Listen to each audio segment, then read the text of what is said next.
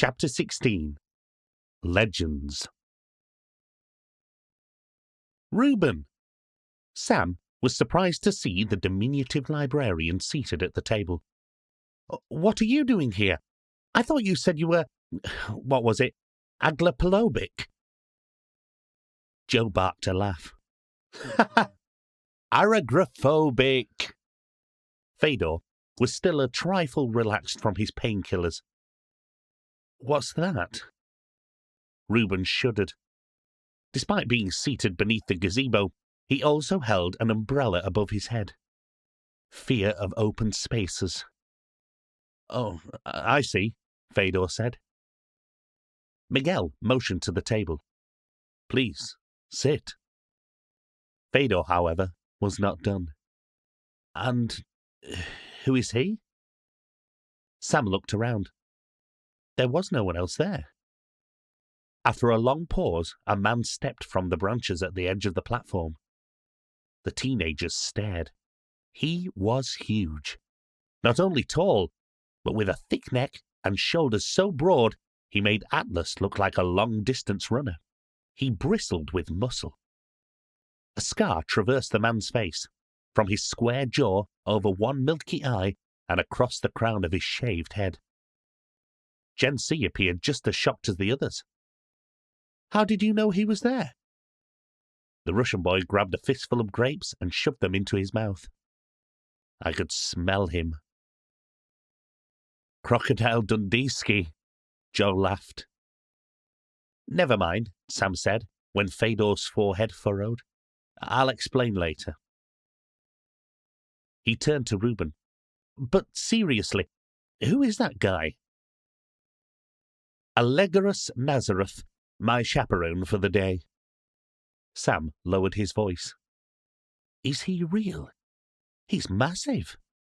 Try standing next to him. Yes, he's quite real.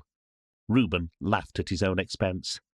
Still, I wanted to see how you're getting on. I felt just terrible after dropping you into the deep end. You still have your books, don't you? He fidgeted with his collar. In a good state of repair? Not all battered and... He choked off, unable to say any more. The conversation continued as they took shelter from the midday sun. Gen C scowled when Sam told him of their ordeal in Central Park, and Reuben appeared quite shaken. We could have done with your man there. Sam hiked his thumb over his shoulder. The first are in short supply, I'm afraid. In fact, I was very surprised to hear one of them was accompanying me. He's one of the first? Joe's eyes widened. Who are the first? Sam, once again, seemed to lack the basic information everyone else had. They're the guardians of the council, Joe supplied, though I don't know exactly where the name comes from. Reuben jumped in, eager to share his considerable knowledge. Oh, I can help with that. Gen C gave him a guarded look, but Reuben didn't notice and continued on.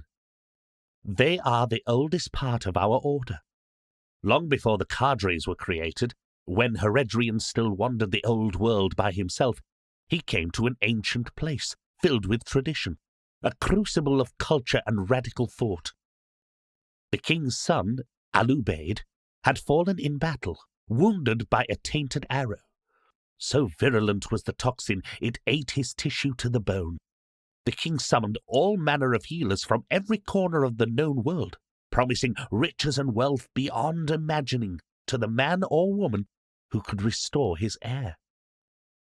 Vidyas from the Far East, wise men from the dry lands, and witch doctors from the dense jungle of the south all visited the prince's bedside, administering a multitude of remedies.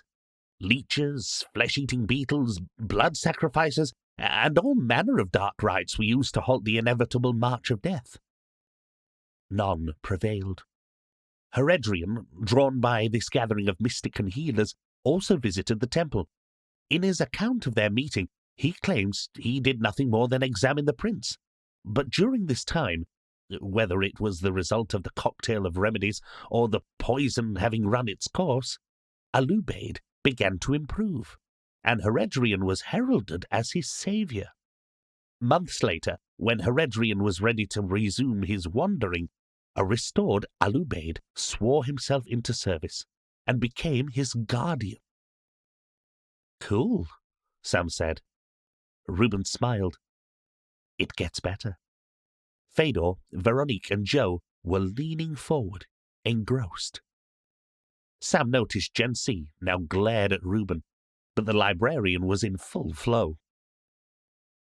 Many years later, when Heredrian had established the order and left his faithful few to continue his work, Alubaid was still the fresh-faced youth who had left his father's kingdom. The prince showed no signs of aging, nor had he suffered so much as a cough or sniffle in all that time. He assumed the role of guardian to the head of the first council and trained an elite band of warriors to watch over the other members. They became known as the First. Reuben paused, eyes shining with excitement. The group was hanging on his every word. And their descendants still report to him to this day. The table was silent. What? Veronique scoffed. You're saying he's still alive? Fedor raised a cynical eyebrow. He can't be, Joe gasped. No way, Sam agreed. He looked at Gen C, who remained silent. Reuben continued. Who knows what free radicals are? Joe? He pillaged his brain. They're the result of oxidation in the body. Highly reactive compounds that start chain reactions that deteriorate molecules. Textbook answer, thank you. When free radicals act against a body's cells, they can cause abnormalities. But the normal reaction is aging. To prevent or reduce this damage, our bodies use a complex defense system of antioxidants, vitamins, minerals, and enzymes found in our food. Sam was not connecting the dots. But how is he still alive? Well, Reuben leaned forward, the venom that poisoned the prince, when combined with the multitude of remedies introduced into his system, created a unique super antioxidant.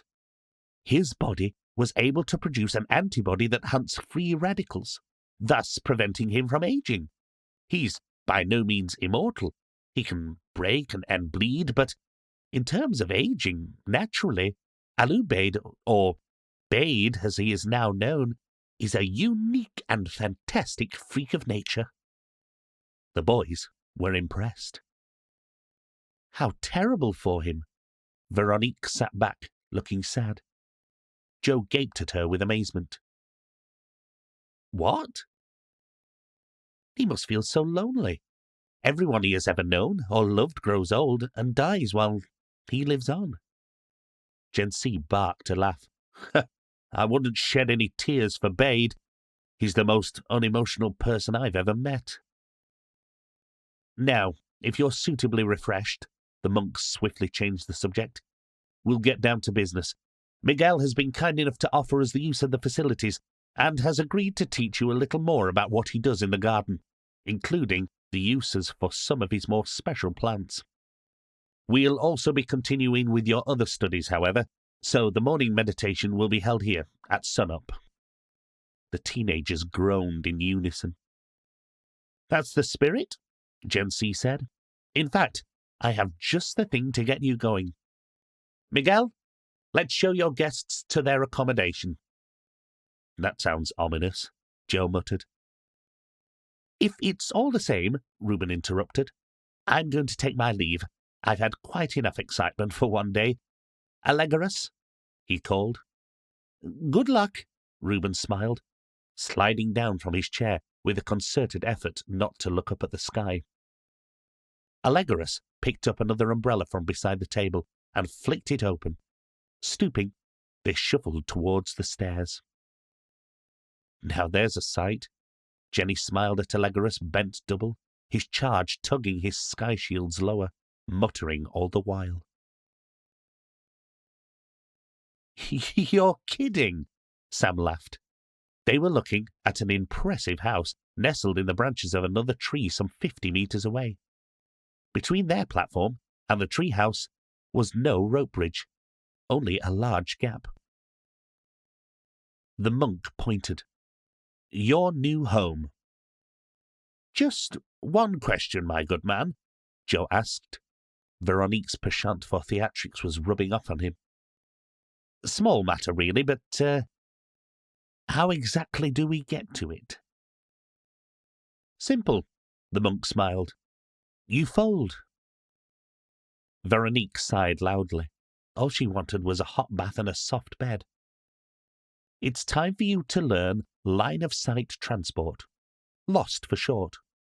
Same principles as long-distance folding, except instead of studying and memorizing a picture, you observe your destination. Like so."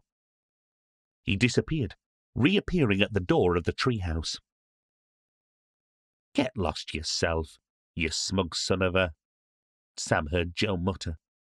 "Tell me about it," he agreed. "And if we get it wrong?" Veronique asked. "A meter short and you're in thin air." Fedor nodded.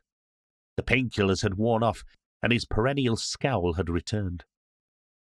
"I don't want to become the most intelligent splat on the forest floor," Joe flapped. Sam was peering over the side. "Chill, people, look. There are nets around the tree. Just try to miss the branches." Joe rolled his eyes. FML. Sam tried his luck first. 5 minutes later, they were all flapping around in the nets, cursing and pulling each other to safety. "Well, that was fun," Veronique fumed when Sam helped her onto a lichen-encrusted branch. "We could have been killed." Fedor had almost succeeded, folding to within an arm's reach of the platform. He had managed to cling on for a moment before he tumbled into the nets.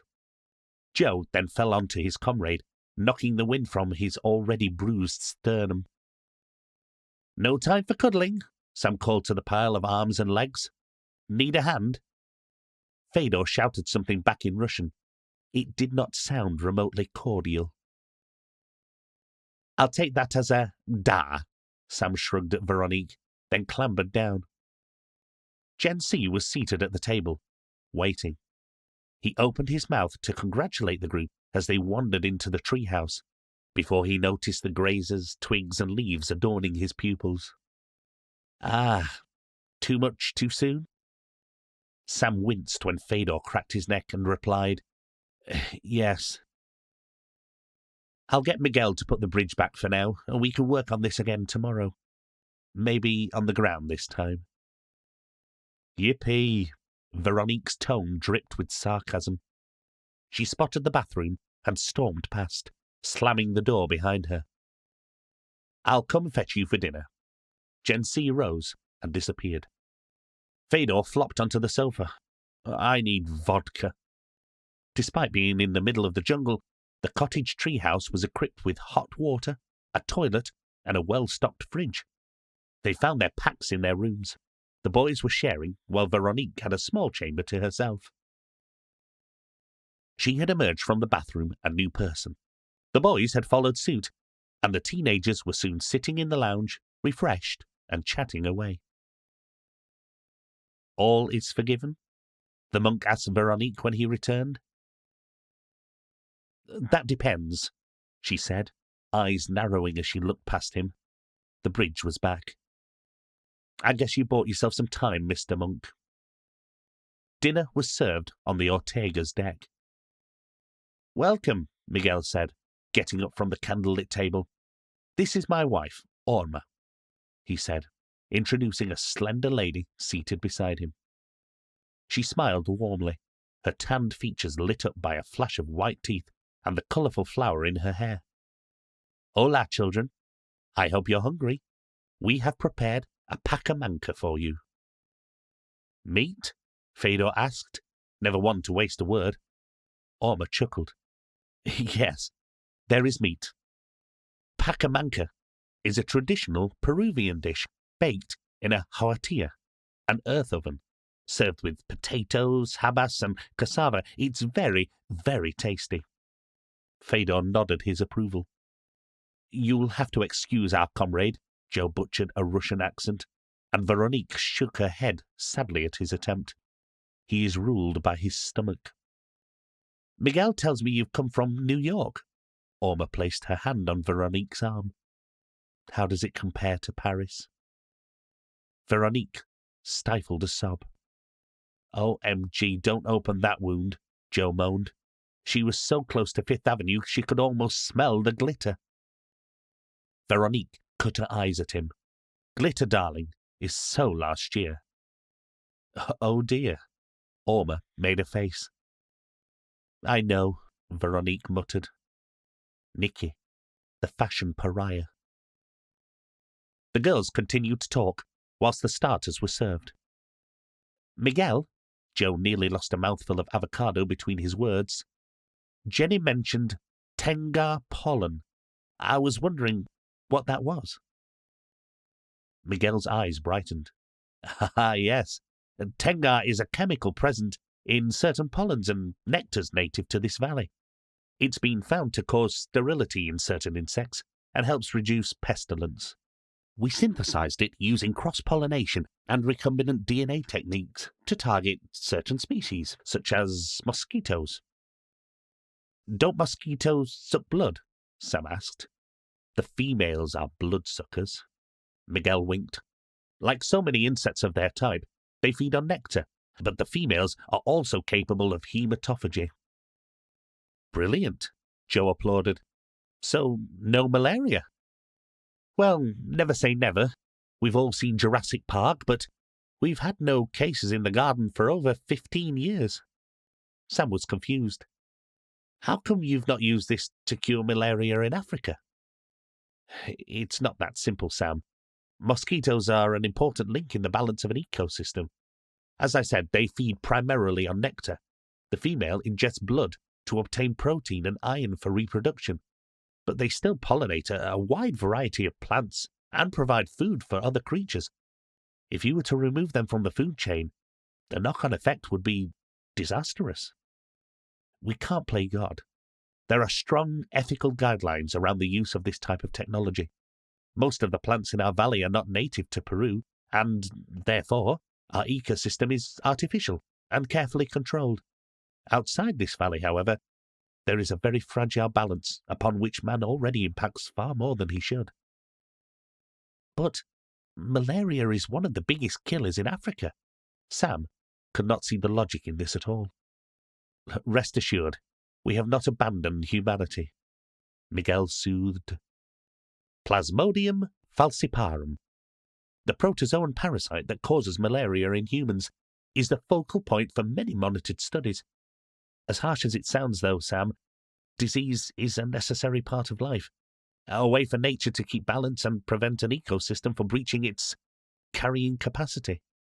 Humans, whether they like to believe it or not, are still part of nature and must respect her power. If we cured every disease, our population would soon explode, and we'd exhaust this planet before we realized it was too late to save. Sam looked sheepish. I guess I didn't think of it like that. That's okay. You're here to learn. As Newton said, to every action there is an equal and opposite reaction. And nowhere is that more true than in nature. Without plants, everything on this planet would die. It should be our collective duty to preserve all life. But instead, we, few, must protect humanity from itself. For the most evolved species on this planet, we behave more like a virus than any intelligent form of life. We reproduce until we destroy our habitat. Then we spread to another and do it again. The gardens are dedicated to preservation. If the worst should happen, we would be able to reintroduce almost every floral species on the planet from the stores and greenhouses in our valley. And through this endeavour, we've made some startling discoveries. Linalia, Fedor said. Exactly.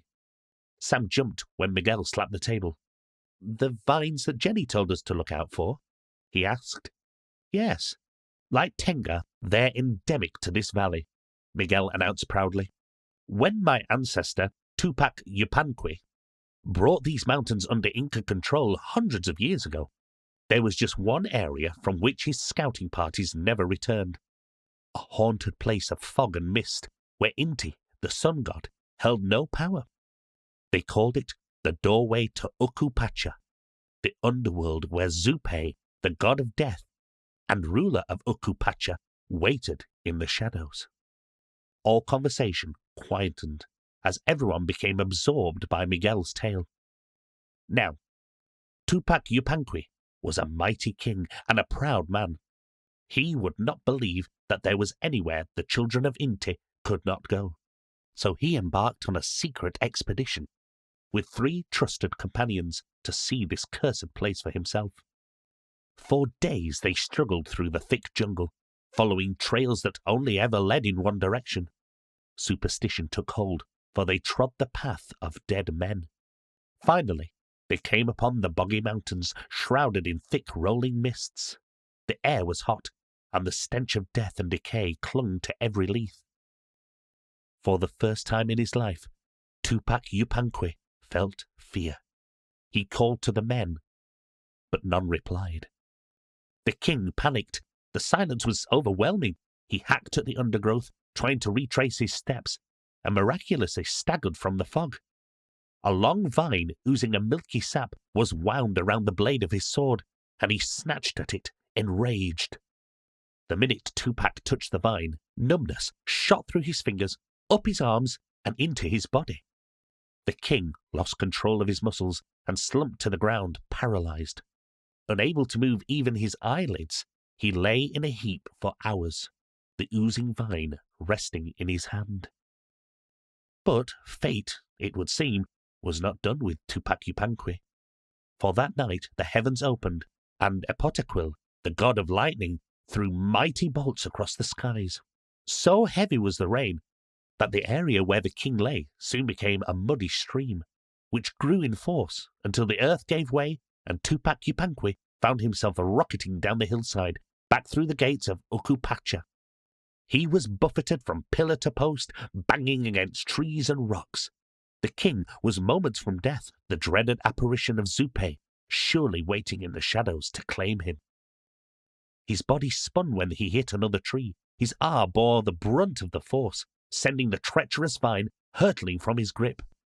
And there was darkness. Tupac Yupanqui woke to the glorious light of Inti caressing him. He opened his eyes, and before him lay a valley, the most beautiful, fertile valley he had ever seen. Truly, this was the sacred hereafter. It was when Tupac Yupanqui tried to move that the king discovered he was not in fact dead. He realized that the vines were responsible for his paralysis. Armed with this knowledge, the king made his way back through the mist, using fire and long sticks to avoid the treacherous creepers. Returning to Kuzo in the dead of night, he kept his discovery secret. He built a temple in the mist and allowed the myth of Ukupacha to prevail, naming the valley the Garden of Inti, a sacred place he vowed would remain untouched for all time. Joe was enthralled. Huh, that's some story. Yeah, Sam agreed, but I don't understand why the vines paralyze you. Ah, Miguel leant back, stretching. They're carnivorous, distant cousins to Dionea muscipula, the Venus flytrap. You see, plants evolved photosynthesis to create sugar. However, they also need amino acids, vitamins, and other nutrients. In boggy areas where the soil is acidic, as it is on the mountain, certain key minerals and nutrients are scarce. Most plants can't survive in such conditions, but some, like the Linalia and the Venus flytrap, have evolved ways to compensate. As a body decomposes, digestive enzymes within the sap help the plant to obtain these vital nutrients. Unlike curare, which is a paralyzing poison used by the Macusi Indians, Linalia only inhibits voluntary muscle controls. Arrows or darts that are dipped in curare cause asphyxiation, as the respiratory muscles are unable to contract. It's a quick and painless death. Linalia paralysis, however, is a slow, agonizing death, for the victim dies from dehydration. Veronique looked aghast. You mean all those people who went into the fog never returned because they became wrapped up in these Horrid vines, and died of thirst. Afraid so, Miguel said. Sam watched Veronique push away her plate, appetite gone. Clever. Fedor nodded approvingly. Oh, you would think it's cool, wouldn't you? Nicky, the indignant. Fedor shrugged. Try not to get too bent out of shape over the Linalia, Gen C suggested. You're going to spend quite a lot of time working with them. You think I'm going anywhere near that graveyard? You've got another thing coming. Peace, chica. Orma patted the girl's arm. The Linalia only secrete their toxin in warm conditions, and when there are no nutrients.